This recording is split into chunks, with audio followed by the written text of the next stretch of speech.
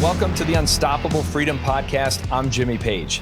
Today, we have the pleasure of talking to someone who is having a growing voice in this fight for freedom and the pursuit of the American dream. On social media, he's known as Token Black Guy USA, and he's causing quite a stir for his conservative ideas and love for America. It's hard to believe, honestly, that those things create a stir, but that's where we are today. So, Joel, welcome to the podcast. Well, thank you, Jimmy. Thank you. Thanks for having me. Definitely appreciate you inviting me. It's always a pleasure to come on a podcast and shoot the shot. I might have had to bleep that out real quick. That's fine. No, I try to stay as clean as possible when it comes to it because you never know who's watching, right? That's true. And I will say this. I've been following you on social media for a while, and our paths have been crossing. I've been sharing some of your stuff. You've been sharing some of my stuff. But right out of the box, I know that some of our listeners are going to be like, seriously, that's the name that he goes by, Token Black Guy USA. Tell us how you arrived at that name and what it means to you. Well, I arrived at that name not by my own, obviously. It's kind of a background story. I grew up in Africa and always was the only black guy. And I don't really care about race or anything like that whatsoever. It's not something I identify as. I'm not going all around like, oh, yeah, I'm a black conservative. Right. That's actually one of my biggest pet peeves is when people identify as their race specifically. Yeah. But I was always the one oddball out or something like that, if you want to call it, that was different. Yeah. And that was the token of the group necessarily. It wasn't because I wanted to be that. It was just I always happened to hang out with diverse groups of people who didn't care what races or what country or whatever religion you were from. Yeah. So I was always in those circles and I always just happened to be the black guy. Wow. So once I started social media, I didn't really, I was like, okay, if I want to do something, I want to be funny somehow, a little satirical there. And one of my friends came up with it and they're like, Token. And I was like, dang, that's good. Yeah. And so what country in Africa were you raised in? I was raised in Cameroon. Okay. Yeah. Tell me a little bit about how you were raised. What shaped your ideology? What shaped your belief system? How did you arrive at kind of this it really is a conservative ideology. How did you get there? I mean, I call it more, I'm more conservative than I am Republican and very traditional.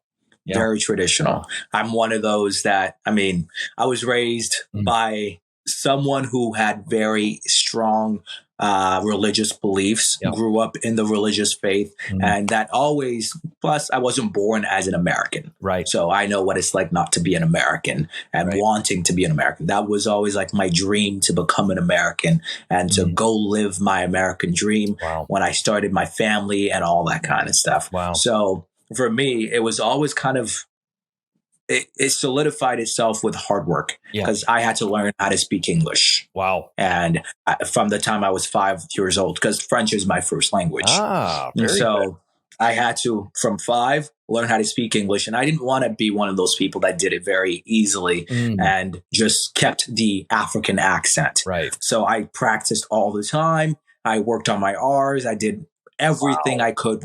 I grew up on Disney, which is kind of sad, especially today. It sure is. Because that's how I learned English. Wow. So especially being politically involved, it breaks my heart more than anybody. Wow. Because that was what I basically grew up on. So for me, it was always about hard work and trying to make myself as successful as possible for my family in the long haul. So I always have a mindset of future, and that's the difference. Conservatives like to plan for family. And I was never always religious, but as I've gotten older, I've kind of become more religious and more spiritual than I was when I was a kid. Because you don't think about God when you're a kid like that, unless you're raised in a very strong, godly family. So I was adopted from Africa, moved to the States with a military family that loves God, that are Catholic. And I kind of grew up in a Catholic household where we went to church. The dad was the head of the household. Yeah. Mom was also the head of the household. And you knew who was in charge in that. I understand. Exactly. You knew who was in charge in the house. It was mom and dad. Yeah. All right. So my family really raised me in that traditional conservative lifestyle. Yeah. And I learned what it was and it looks like to be a father. And I learned what it's like to look for a wife and what to look for in a wife. So I it's amazing. Basically emulated, and that's the best compliment you can do for someone. Sure I emulated my father. That's amazing. And that's everything you could possibly hope for yourself and more, and for your kids and more. Yeah. So my mindset was always future. That's fantastic. And that's the difference between us and Democrats. Yeah. We think about the future genuinely. It's interesting because you've mentioned two things that it really is crazy that hard work is not a universal value. I mean, seriously, like hard work is not, and it's not, it's absolutely not. I mean, when you think about liberal ideology is an entitled, it really is an entitled mentality. I love that about conservatism is but I love what you said. You were emulating your father. You know, your dad modeled certain things. He modeled faith. He modeled hard work. He probably was a little bit of a disciplinarian. I'm guessing. I mean, that military background, that military man mindset where you are the provider, you are the protector, and you are in charge of your family's well-being. It's not that your mom can't do it. My mom was a rock star, but he was in the military. So guess who took care of everything while my dad was away? The rock star, that is the mom. So there's a role in for every single individual in the house, the man and the wife. The dad takes care of the wife, and the wife makes sure everything runs smoothly. That's your job as a father. And that's like the best lesson I've ever learned from my father, is just the fact that you prepare to take care of your wife. So then in turn, she can take care of the family. Yeah, I love that. And she's going to thrive. You know, I mean, this isn't about, this is absolute equality with different roles. And every marriage, every relationship has to figure out their unique role in that relationship. But I believe that God did design things with an order and with a purpose. And I love the fact that you experienced that. So you come over to the States, you've been adopted. Is your family a mixed family? My family's fully white. Okay. Yeah, exactly. Okay. And that's something a lot of people hear and they're like, whoa. And I'm like, no, it makes sense to me. Yeah. And I couldn't have asked for anything better. Would my life be different if I were in a black family? Probably, actually, because the cultures are very different. Right. And honestly, I don't know if I would much rather have been in my situation than honestly being in a black family, unless it was a black conservative family. Right. Because at the end of the day, then we'd have the same values and all that kind of stuff. So I didn't grow up thinking about racism. I didn't grow up thinking about anything that was suppressive or oppressive or whatsoever on that spectrum. So people look at me and they're like, well, then you've never really lived as a black man or as a black this or whatsoever in this country. You don't know what America's about. Wow. I'm like, no, I was raised to be a man. I was raised to be a provider. I was raised to be a man of God. And I wasn't raised to be my color. Right.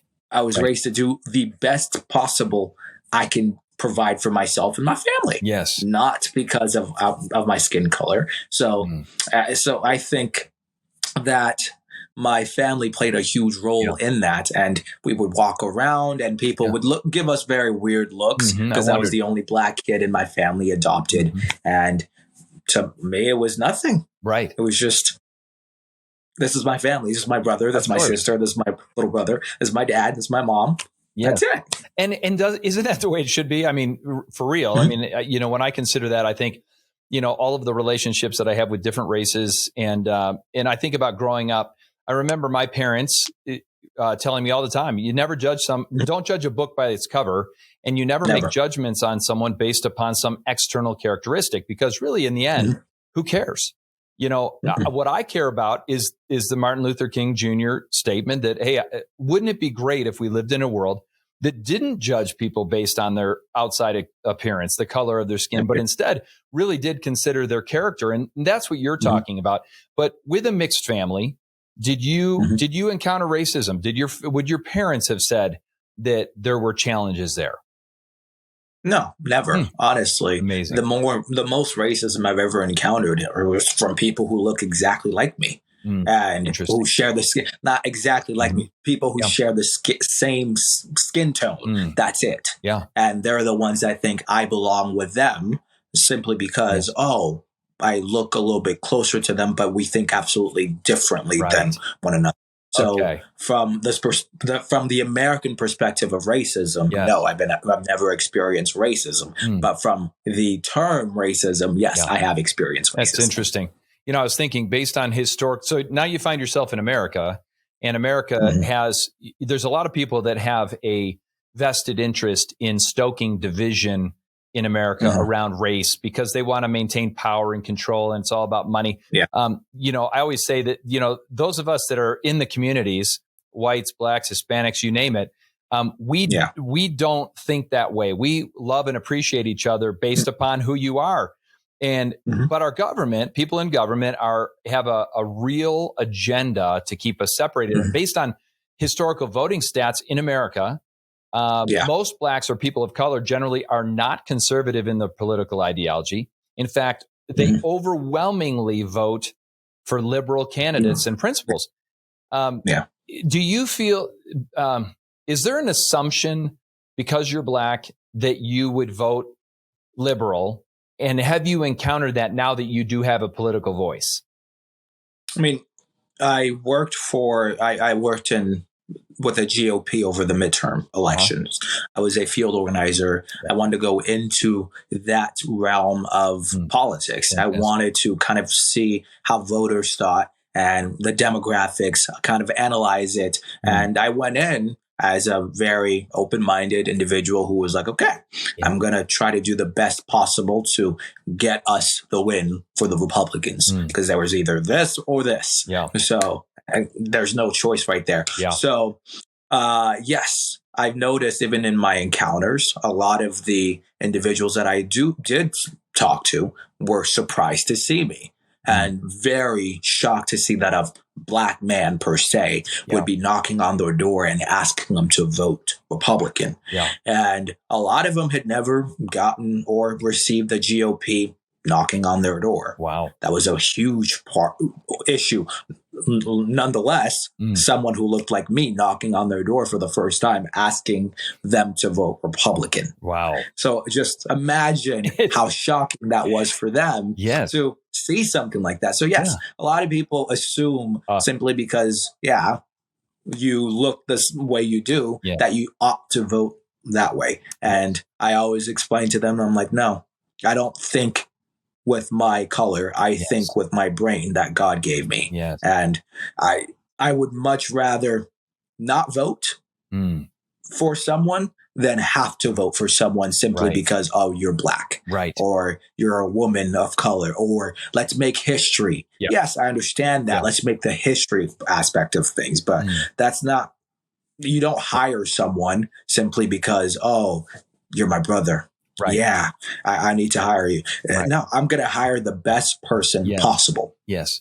And that's what's lacking. That's right. And I think we've lost a little bit of that pursuit of excellence. I mean, when you talk about diversity, equity, and inclusion, you know, we're making decisions based upon external appearance. It drives me absolutely crazy because I don't want anyone to think for a second that they're not capable based upon the color of their skin. It drives me nuts.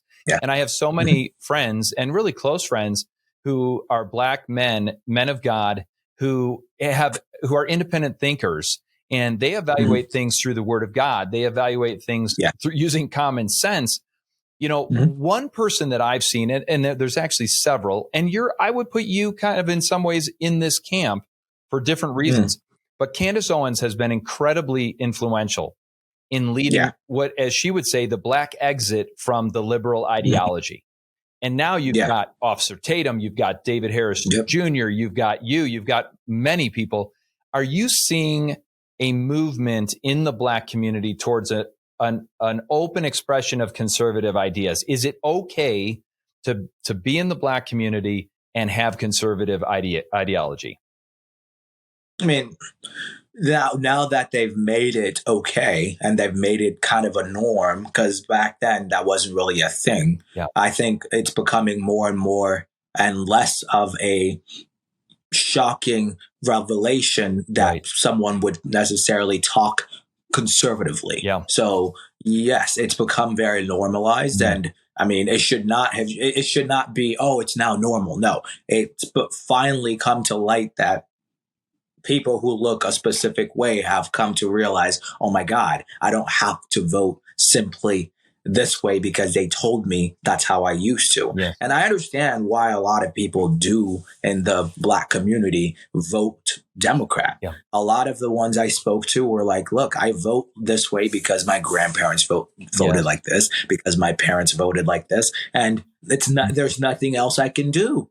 Yeah. And I was like, well, you don't do your research. You don't look at the candidates. You don't look at the policies. You don't do this. You don't do your due diligence with the candidates or with the parties whatsoever. You just blindly vote the way your parents or your, I understand your parents play a very important role in your ideology and your way, in the way in which you grow up. But ultimately speaking, when you become an adult, you have to start making those decisions for yourself. Yeah. And so, yes, the Candace Owens have definitely paved the way for those kids to basically be okay and say, okay, I don't have to conform with how everyone else is doing. Yeah. Maybe, and I'm grateful for them. Yeah. They are the trailblazers for sure. Yeah. Well, it's interesting too, because there's no other racial group that votes as uniformly as the Black race. I mean, there's just no, like you look at whites, it's basically 50-50. You look at Asians, it's 50-50. I mean, everyone is kind of evaluating based upon their own set of values, based upon their own beliefs and policies, like you said. And I think one of the things that bothers me most about political control, and I don't care if it's political control on the right or it's political control on the left. One of the things that bothers me is when they manipulate, and then they believe that they have your vote, regardless of whether any of your policies benefit them whatsoever. And so what I'm most excited about is I do think people are now tuning in and saying, hey, wait a minute. I can't continue to just blindly check a box on a ballot.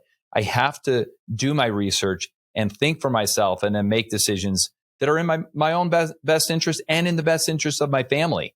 Okay, so let's shift gears a little bit. Exactly. In every one of your Instagram posts at the very end, you say that the American dream is under attack. Now, I would agree with that. But I wanted to get your take on that, especially as someone who came to this country when they were little. What do you mean by that? What do you mean that the American dream is under attack?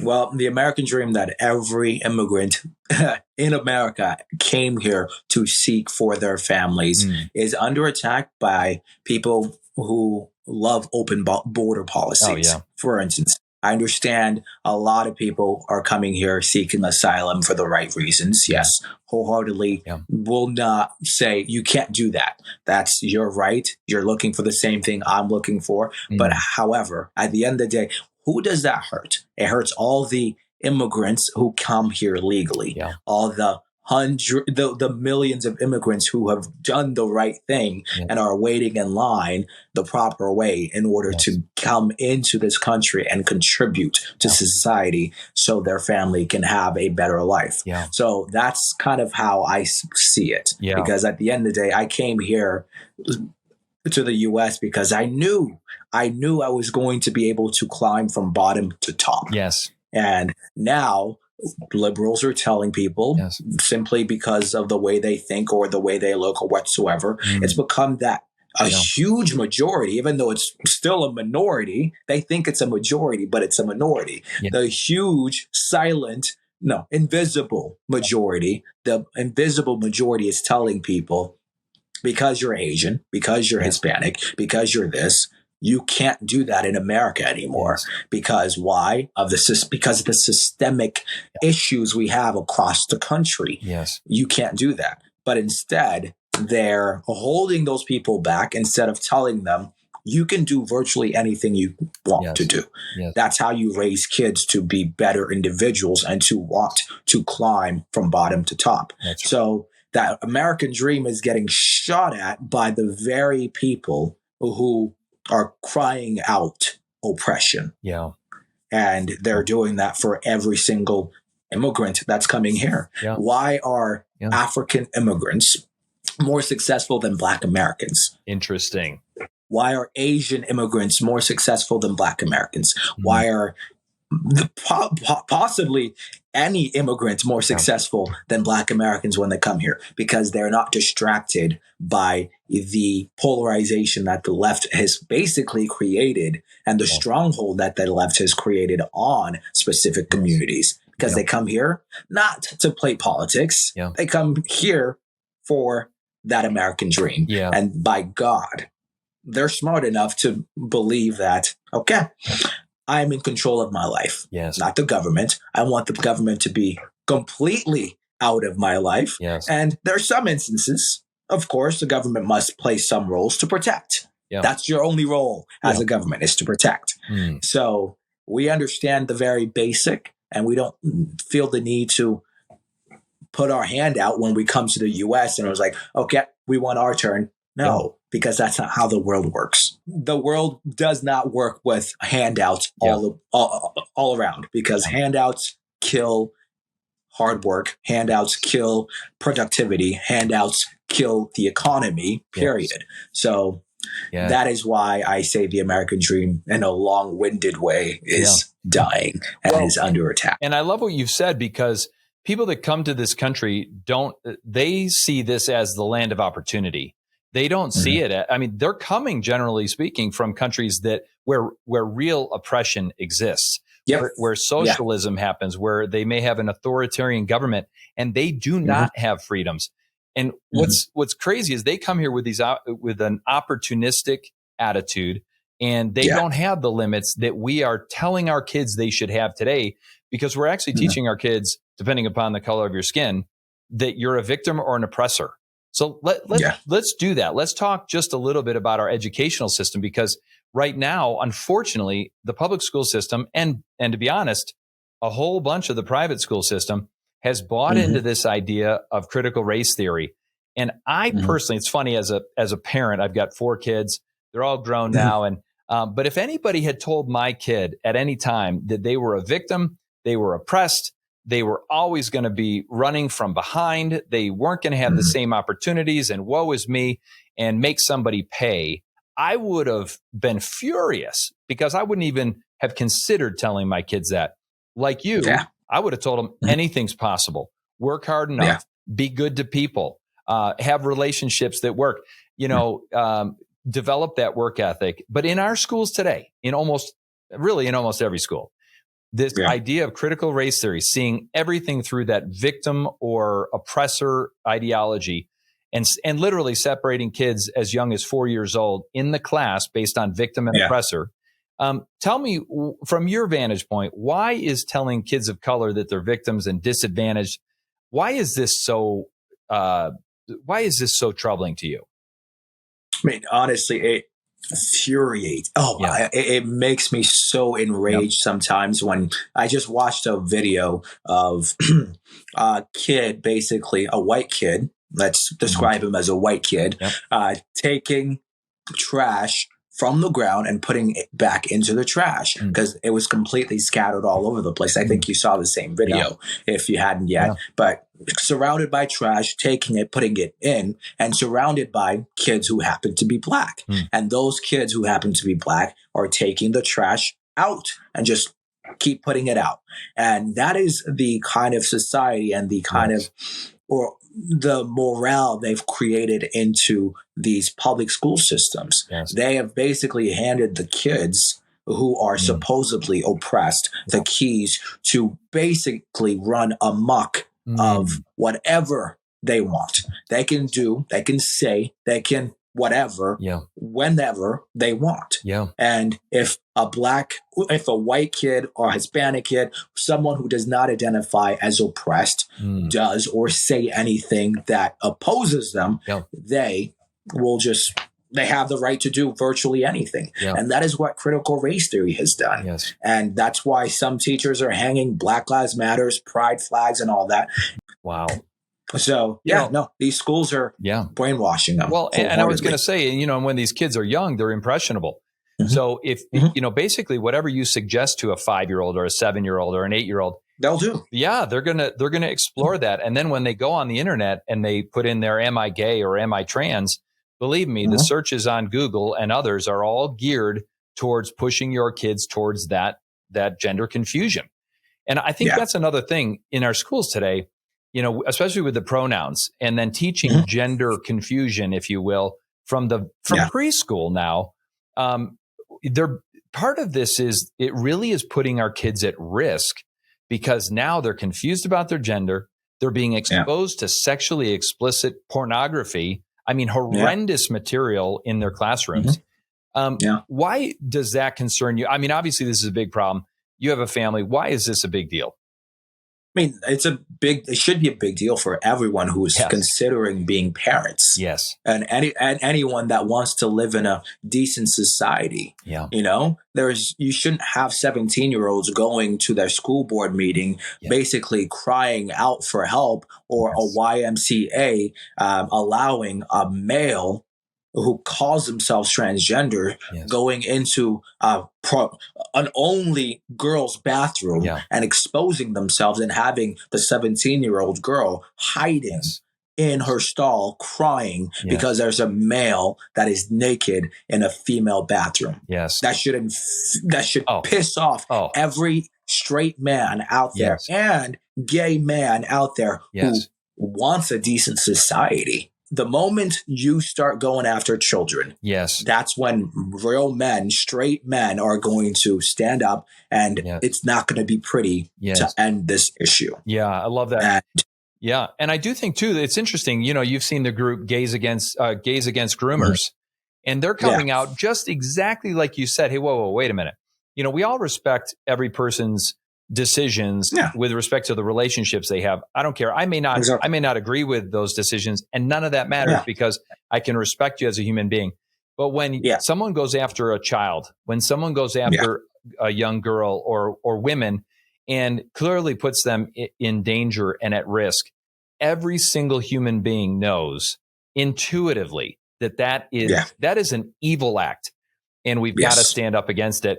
One of the areas, I have a daughter who played competitive athletics all the way through. She's now in college. She's amazing. But we're now allowing, in many, many states, we're now allowing biological men to compete against females, and they're destroying the female accomplishments and opportunities. Is this kind of in the same vein? Like, it's a war on women. Wouldn't you agree? It's definitely a war on women, and the fact that the women themselves, and I mean, I honestly, I'm a college athlete myself. Wow. I played soccer collegiately, and I loved every second of it. However, I wasn't the best on my team. Right. All right. I was really talented because of my genetics. Yes. That's all that that's like the most humble thing I can possibly say. It was my genetics that made me good. So what they're saying, real quick, let me just jump in there. I'm guessing that you worked pretty hard.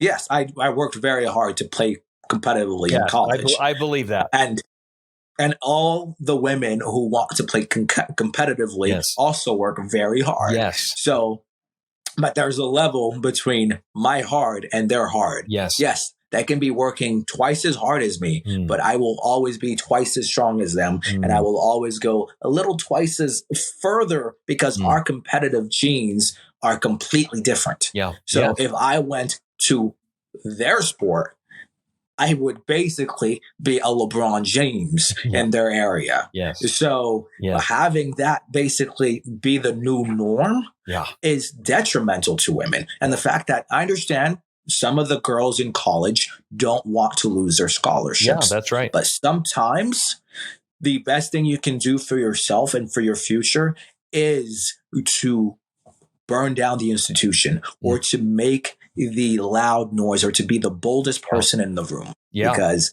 if you allow it to continue to fester and to get worse, you are only hurting yourself.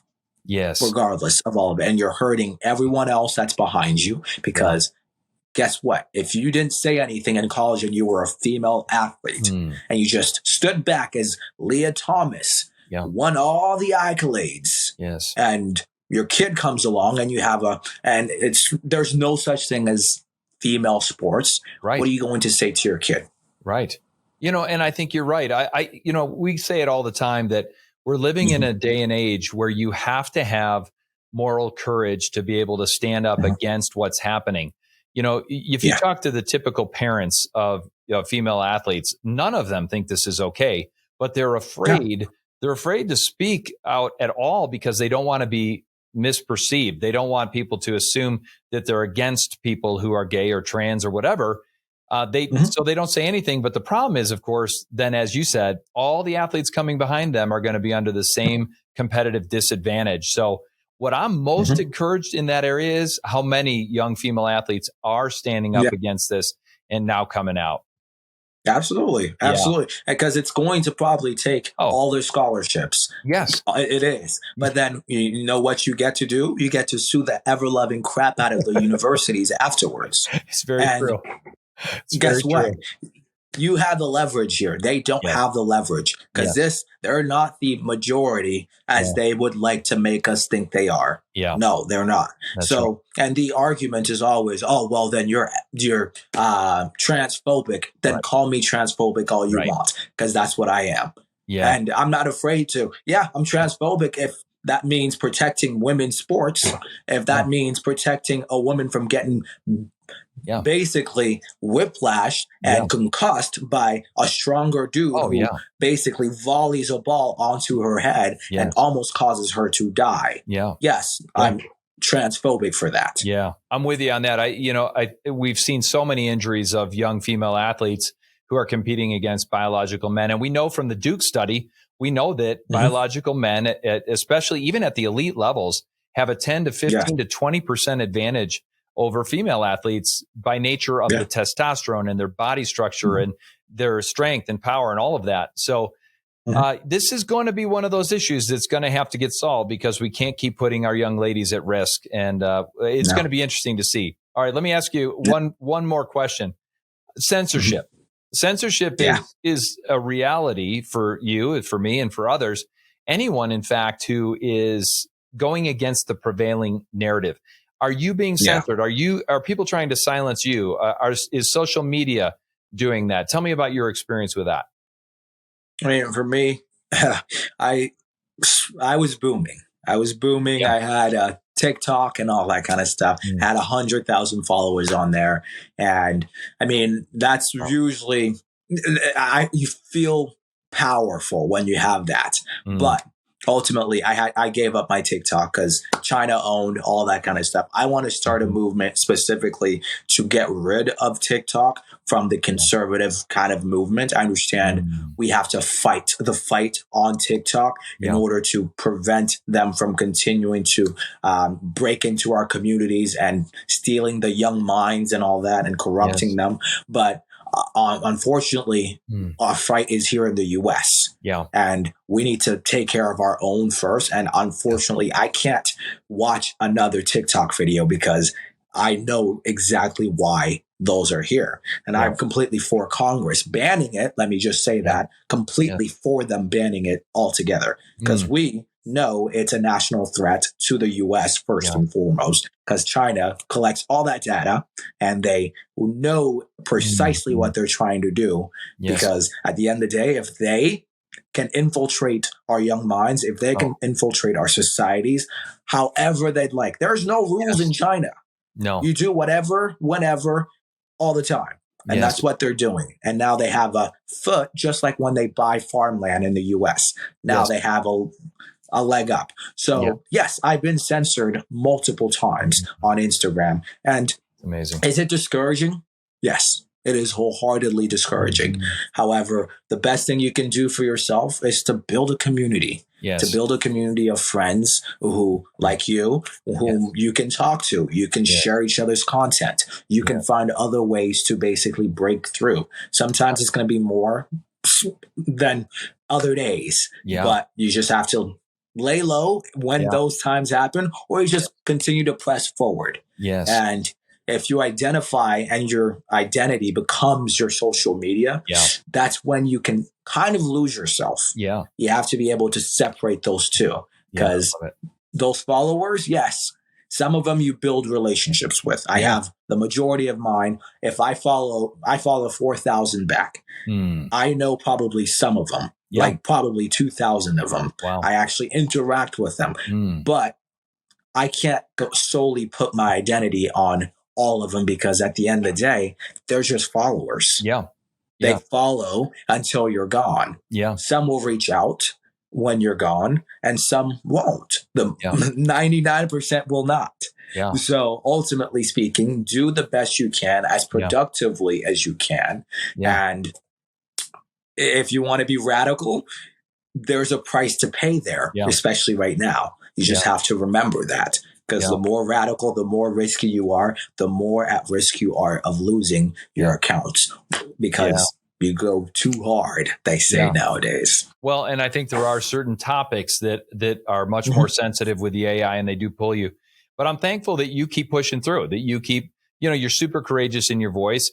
You touch on these issues that are really, really important, that a lot of us, most of us, can agree on: protecting women, freedom of speech, not being censored, having the freedom to make medical decisions and health decisions for you that work for you. How would you encourage, people that are in their neighborhoods, people that are in their communities, that see people getting canceled and are afraid to say things, but boy, we really need them to step into this conversation? How would you encourage everyday Americans to jump into the conversation in a responsible way? Well, I love that question, because that's something I've been thinking about a lot. Because from a psychology standpoint, that's my degree. I see a lot of bystander effect all around from us. I mean, it's absolutely destroying our society, especially with technology booming specifically. Because, when someone gets canceled in front of you, what's the first thing you do? Most people, they pull out their phone. They pull out the phone. If someone's getting reprimanded or beaten or whatsoever, or something heinous in public, they always pull out their phones instead of stepping in and trying to prevent or protecting the person that's being harmed. So the best thing we can do for our society is to put down our goddamn phones. And to see each other as human beings and fellow Americans, as opposed to another viral hit. Because that's all they're looking for. I think you hit it on the head, and I think that's a great reminder for all of us to engage again.